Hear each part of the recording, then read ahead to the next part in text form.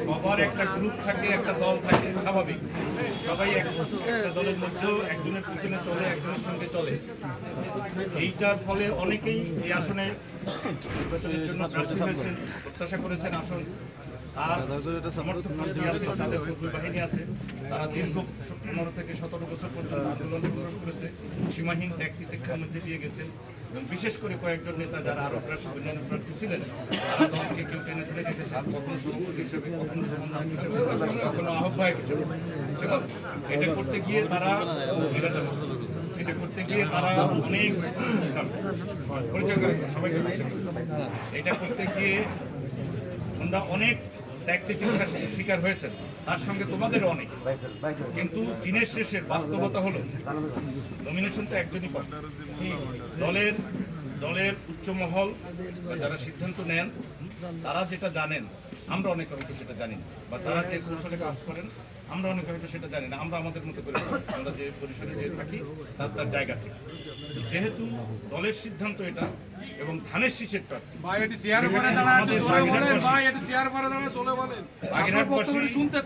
ধানের শীষের প্রার্থীকে যদি আমরা বিজয়ী করে ঢাকায় পাঠাতে না পারি, তাহলে কি বাগেরহাটে কোনো উন্নয়ন হবে?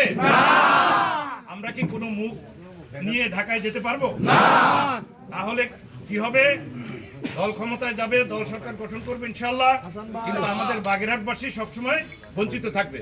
তাহলে আমাদের কি করতে হবে? আমাদের দল মত নির্বিশেষে গ্রুপ, ভালোবাসা, আবেগ, অনুভূতি এখন সব চাপা দিয়ে হলেও আমাদের দলের যে প্রার্থী, ধানের শীষের প্রার্থী, তার পক্ষে আমাদের সম্মিলিত হবে। কথা ঠিক? তোমরা যারা বিভিন্ন জায়গা থেকে আসছো, অনেক সময় 3টা থেকে অপেক্ষা করছে এখানে দূর থেকে, এবং আমি এও জানি অনেকে হয়তো তার নিজস্ব একটা গ্রুপ আছে, তাদেরকে বাদ দিয়ে সরাসরি সামনে আসতে সংকোচ আছে, কিন্তু আস্তে আস্তে এই সংকোচটাকে মিটিয়ে ফেলতে হবে।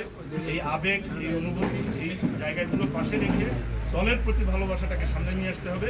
এবং দেশকে সামনে আগায় নিতে গেলে আমাদের দেশ, শুধু বাগেরহাট, আমাদের দেশ এখন একটা সংকটকালীন সময়ের মধ্যে দিয়ে আমরা অতিক্রম করছি। এই সংকটের হাত থেকে দেশকে বাঁচানোর জন্য, বাগেরহাটকে বাঁচানোর জন্য এবং বাগেরহাটের উন্নয়নের জন্য আমাদের এখন ডাইনে বামে তাকানোর কোনো সুযোগ নাই। সুতরাং যে যেখানে আসো এখান থেকে গিয়ে বার্তা হলো, আমি জানি এখানে সব জায়গার প্রতিনিধি আছে কম বেশি, বার্তা হলো যে সেখানে গিয়ে তাদেরকে বুঝাইতে হবে। এবং আরেকটা কথা হলো, যারা কোনো আন্দোলন করছেন বা প্রতিবাদ করছেন, এই মুহূর্তে আমাদের সুস্পষ্ট নির্দেশনা যে কারো বিরুদ্ধে কোনো রকম উস্কানিমূলক কথা আমরা বলবো না, ঠিক আছে? এখানে একজন আসলো, তাকে যদি আমি এই কথা বলি যে তুমি তো কালকে মশাল মিছিল করছো, এখন আসছো কেন, তাহলে এখানে আসছো কেন, সে কথাটা বললে কিন্তু তার আর এখানে ফিরে আসার জায়গা থাকলো না, তখন সে ওইখানে ফিরে গিয়ে ওই অবস্থাকে শক্তিশালী করবে। তাহলে আমাদের কৌশলী হইতে হবে, কাউকে কোনো উস্কানিমূলক কথা, কাউকে কোনো অপমানজনক কথা বলা যাবে না। যারা কষ্ট করছে, পরিশ্রম করছে, এখন যারা ধানের শীষের লোক, সবাই আমাদের। আর এছাড়া নির্বাচনের কৌশলগত কিছু বিষয় আছে, সেটা নিয়ে কাজ করবে, সেভাবে কাজ করবে।